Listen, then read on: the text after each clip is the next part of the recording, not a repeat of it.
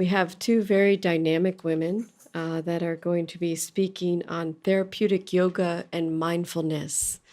And we are very fortunate to have both of them with us this weekend teaching this workshop. And they are both Dr. Shirley Tellis and Reverend Mala Cunningham. So Dr. Shirley Tellis has a degree in conventional medicine and doctorate in neurophysiology. Both of her degrees and her theses focused on the effects of yoga practices. Dr. Tellis received a Fulbright Fellowship in 1998, and in 2007, she received an Indian Council of Medical Research Center for Advanced Research to study meditation's effect through autonomic variables evoked in event-related potentials, polysomnography, and fMRI. So I'm sure some of you will know what that means. Dr. Tellis has been the director of Patanjali Research Foundation in India since 2007. And she has over 160 research papers that have been cited in major databases and is an enthusiastic practitioner of yoga.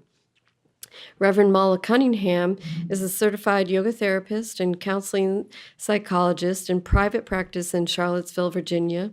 She's a clinical assistant professor at UVA School of Nursing, where she teaches the courses and foundations of medical yoga for health professionals. UVA has been a very collaborative university for us with yoga, and it's really nice to see what they do, and Mala's been a great part in that. Dr. Cunningham is also the president of Positive Health Solutions and is the founder and director of Cardiac Medical Yoga Teacher Training Program. She is also the co-director of medical yoga at UVA. She specializes in neuroscience, ARC study exploring the impact of medical yoga on lupus patients, and CME and CEU courses in medical yoga offered through the Professional Development Office. Yoga psychology, cardiac and medical yoga, and mindfulness. She's an integral yoga minister and a senior disciple of Sri Swami Satchidananda.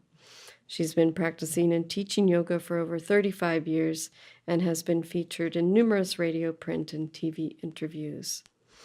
So please welcome Reverend Mala Cunningham and Dr. Shirley Tellis.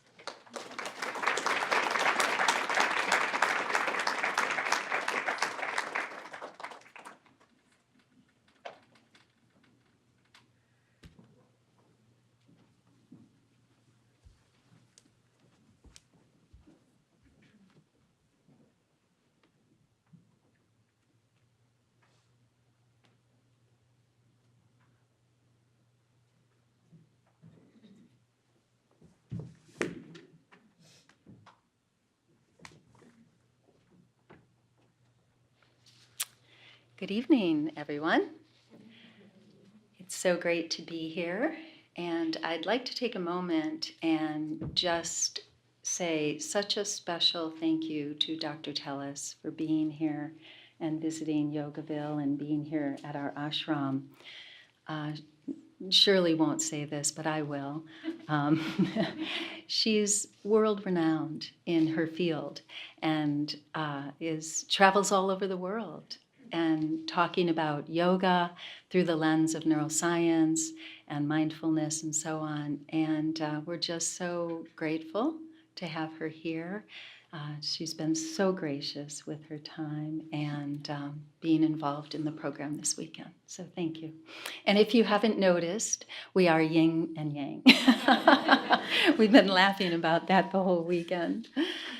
So our talk tonight is going to be on how to rewire the mind for peace, or rewire the brain for peace. So about a month ago, I was watching a documentary on Vincent van Gogh.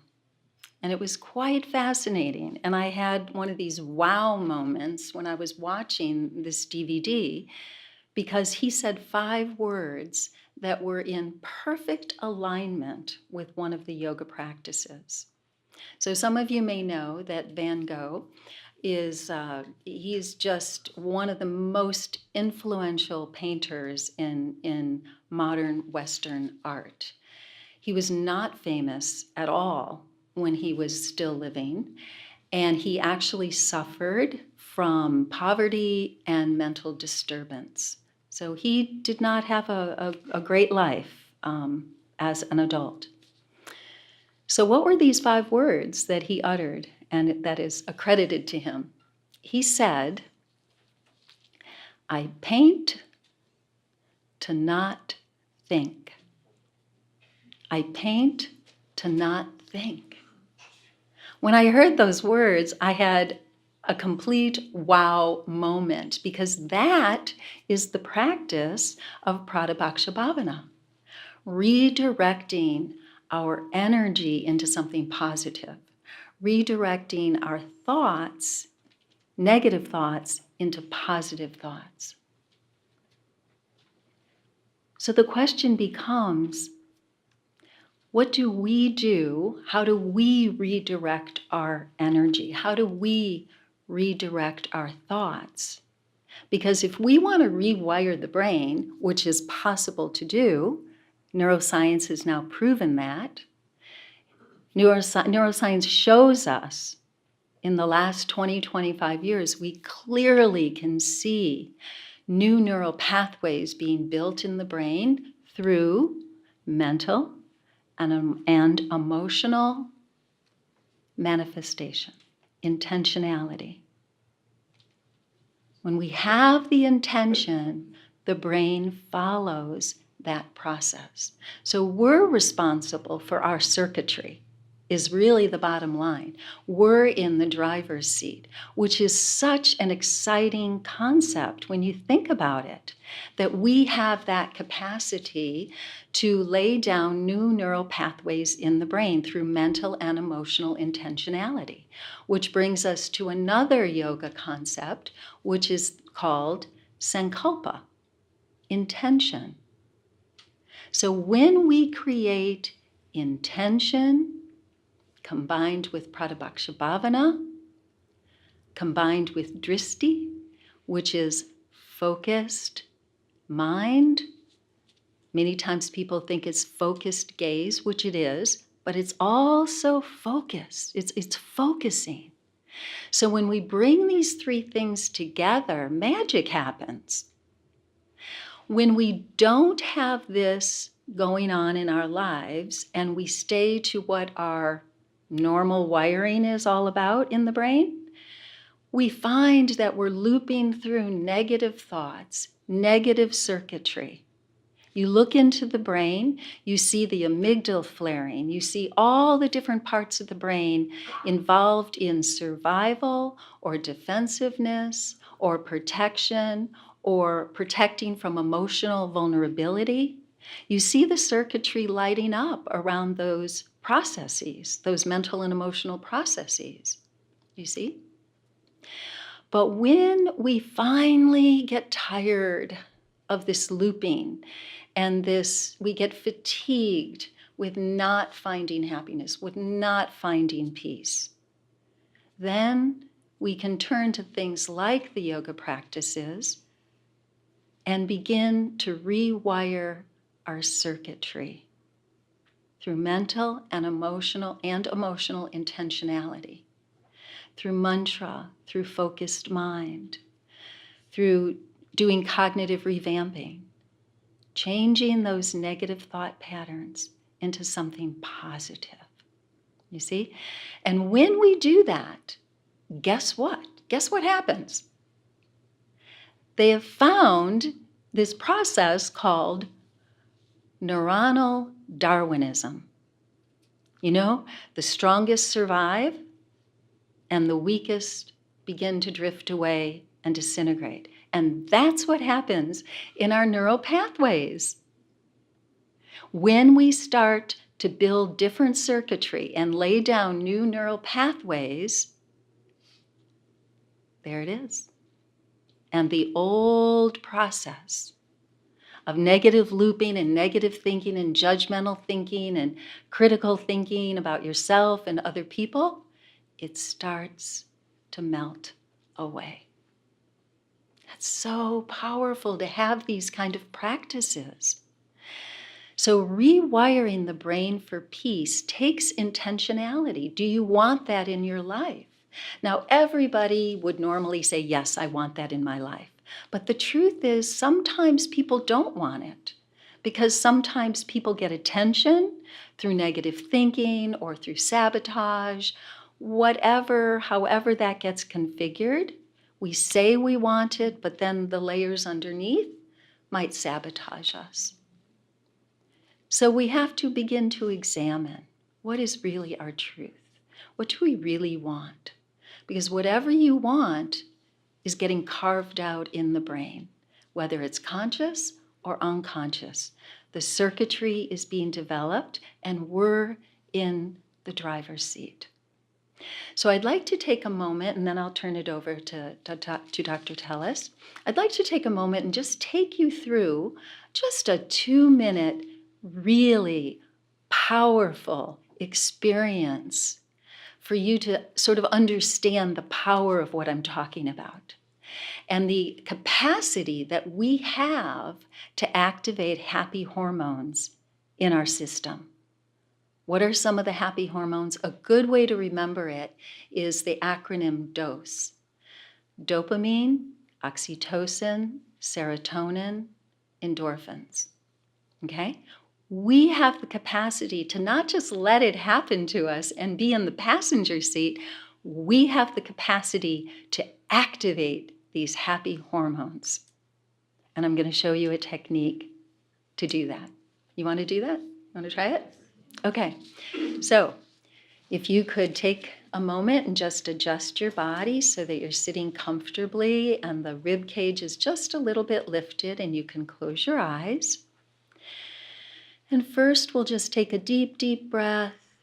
Inhale through the nose and a slow, prolonged exhalation through the mouth, and allow the body to relax as you exhale. And just do this a couple more times just to allow the body to settle and the mind to focus for a moment.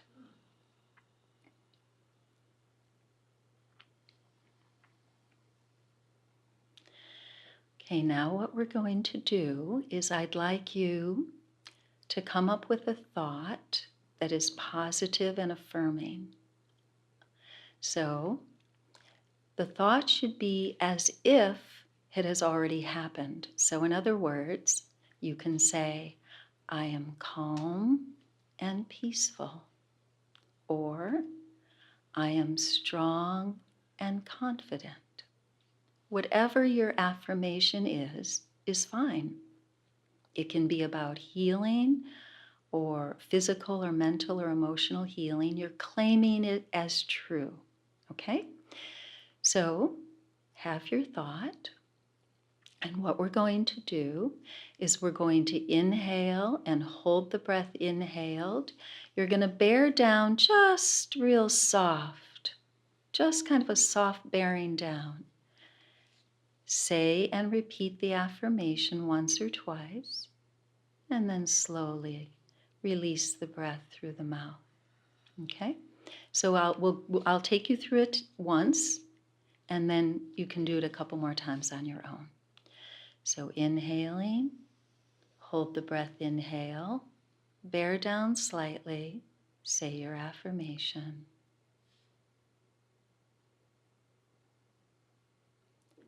And a slow exhalation and relax. And then do this at your own pace 2 more times.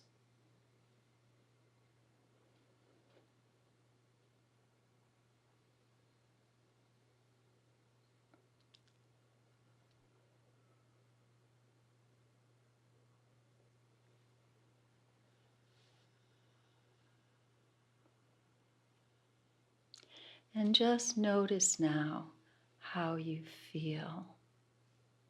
You can gently, when you're ready, slowly open the eyes. So what we did is a combination of things. We intentionally went in and we activated the parasympathetic nervous system. And we activated vagal activity, which is part of the parasympathetic nervous system, amongst other things. But just notice how you feel, because you also activated endorphins, oxytocin.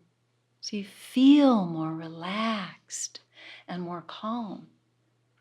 It literally is that simple to change the wiring in your brain to activate more peace, more happiness, more calmness in your life. So I'll end with just a short story and then turn it over to Dr. Tellis. You may have heard a month or so ago that the very first time that two men successfully made a solo trek across Antarctic. Did you hear this? It took the one person, it took 56 days, brutal conditions, whiteouts, 40 degrees below zero on a regular basis, 60 degrees below zero with wind chill factors, and they're lugging close to 250 pounds of supplies with them across these brutal conditions. 56 days out in this kind of weather and such. So one of the people that made it across successfully, his name is Lou Rude, and when someone was interviewing him, he was telling this story about what that was like. And one of the things that he did, and I'll come back to that in just a second, because 2 years previous, he had a friend who made this attempt and died 30 miles short of the finish line. 30 miles short, and he died. They figured out somehow that if he had taken 11 more steps each day, he would have made it to the finish line and not died. 11 more steps. So Lou Rude, who did successfully make it, in honor of his friend, he took 11 extra steps every single day. No matter how exhausted he was, no matter how fatigued he was, and mentally spent, he committed to those 11 more steps after absolute exhaustion. So I want to leave you with the idea or the thought, what are the 11 steps that you would like to make, or even just one step, extra effort each day to rewire your brain and find the peace that truly is already within you. It's not something that we have to manufacture. It's something that we start to discover already exists. So just to think, what is going to be when I'm so exhausted and I don't want to do my practices and I just want to fall into bed and I'm tired? No. Take that one small little extra step. Thank you.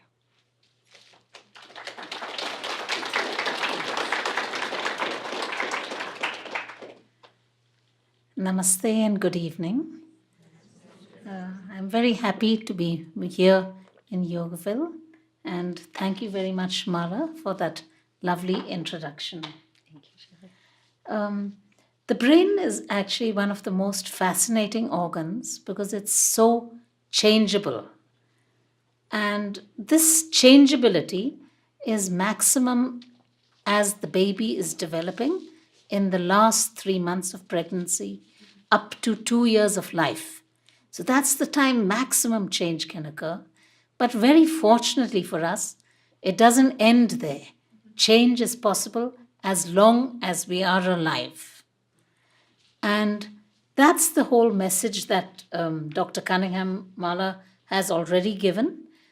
We can rewire, prune, change the pathways, change the transmitters in our brain, activate certain circuits, deactivate other circuits by the way we think. And the thoughts have been described in Sanskrit as vrittis.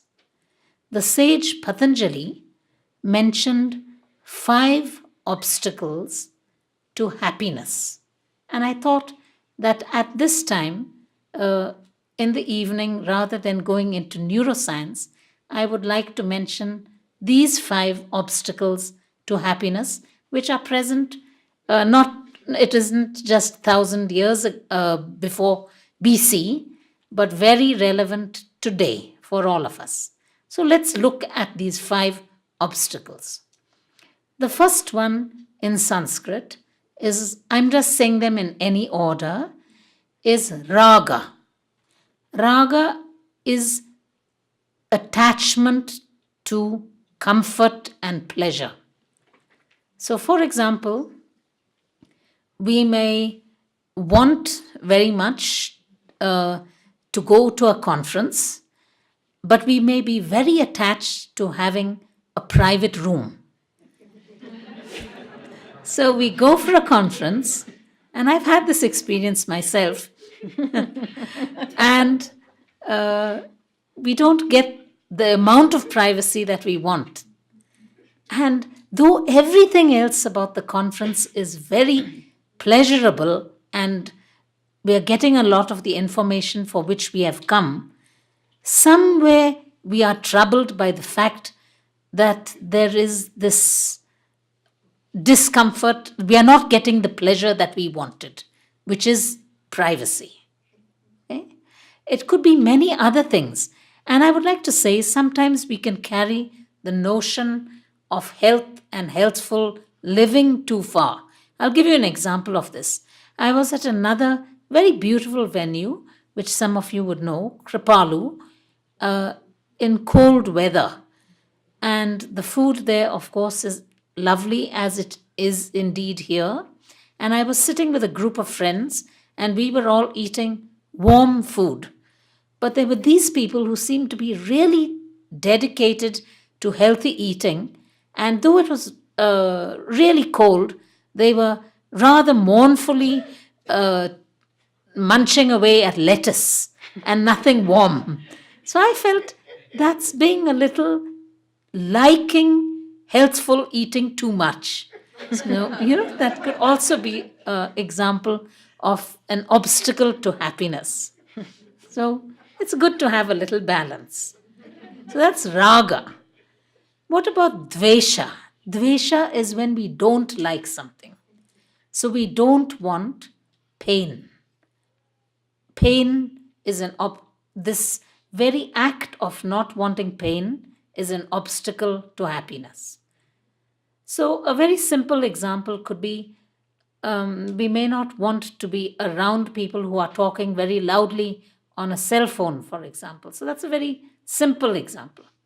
But a much more sort of profound example in all our lives is a resistance to change.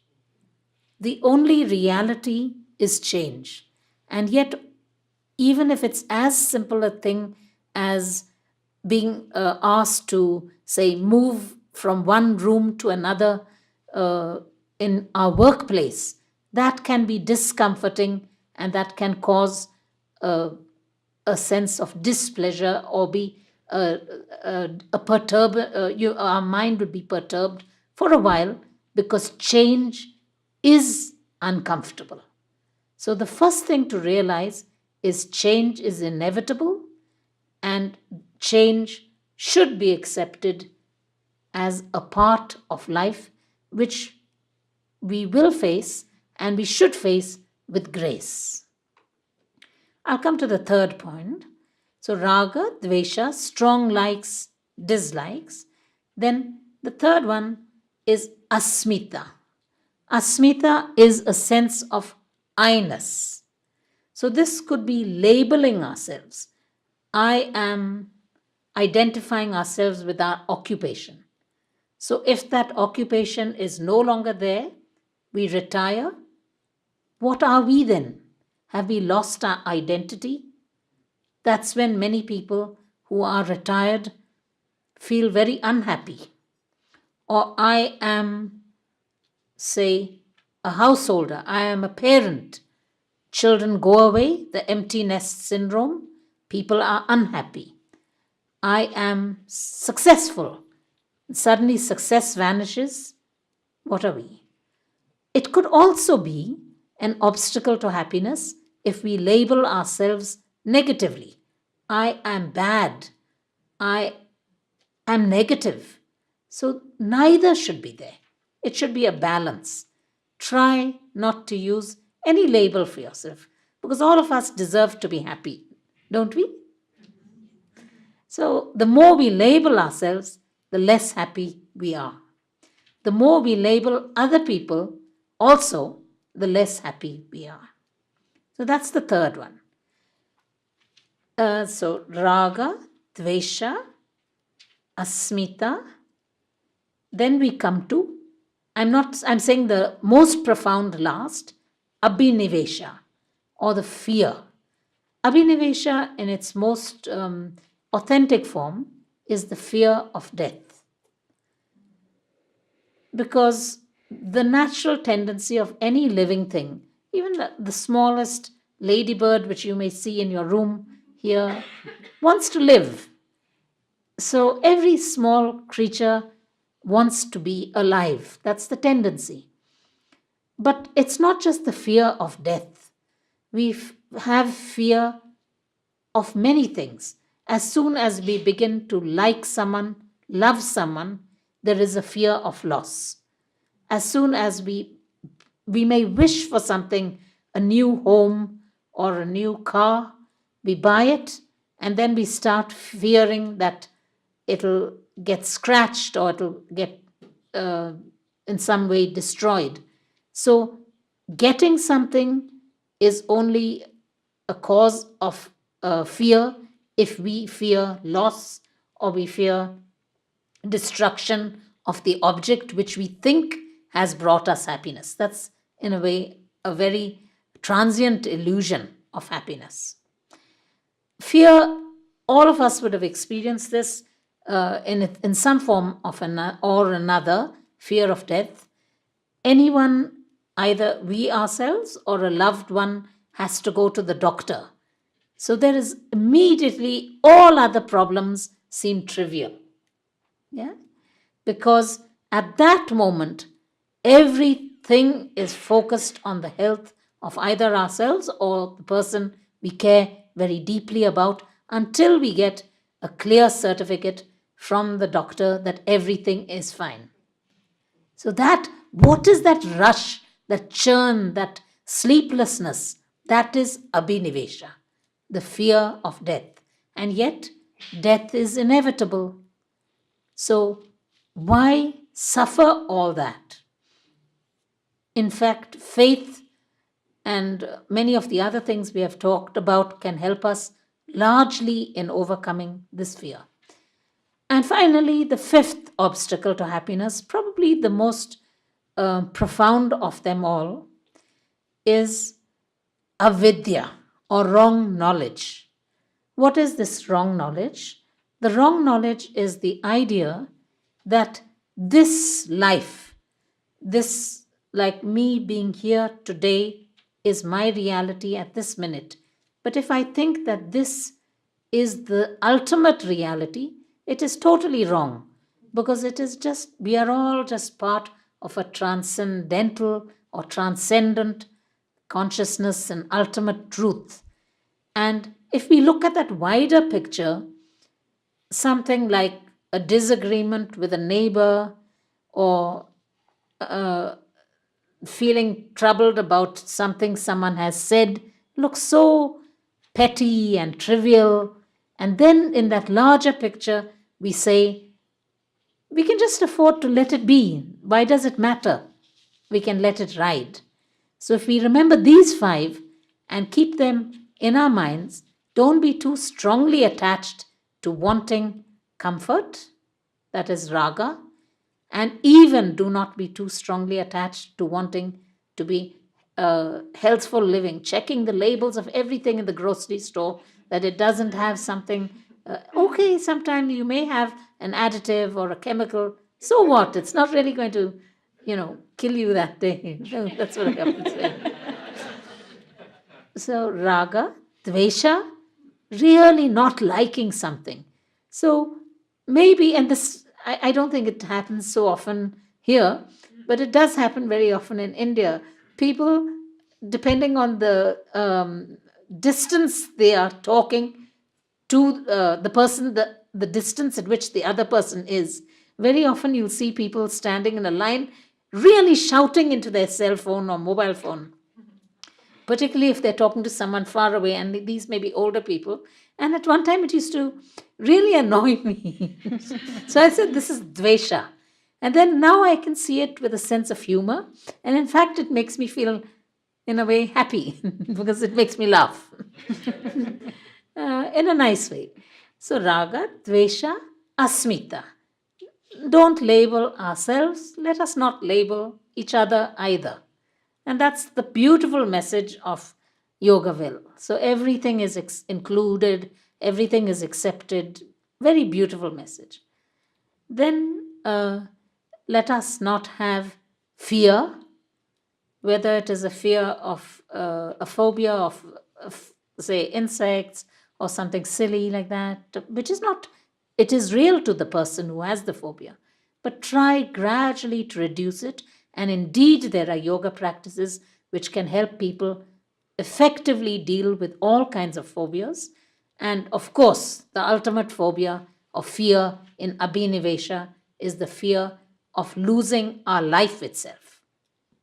Finally, broaden and expand our consciousness, as was beautifully said. I was so inspired by, because this is the first time I had an opportunity to hear Gurudev's message, and it was for me very inspiring. It was such a beautiful message.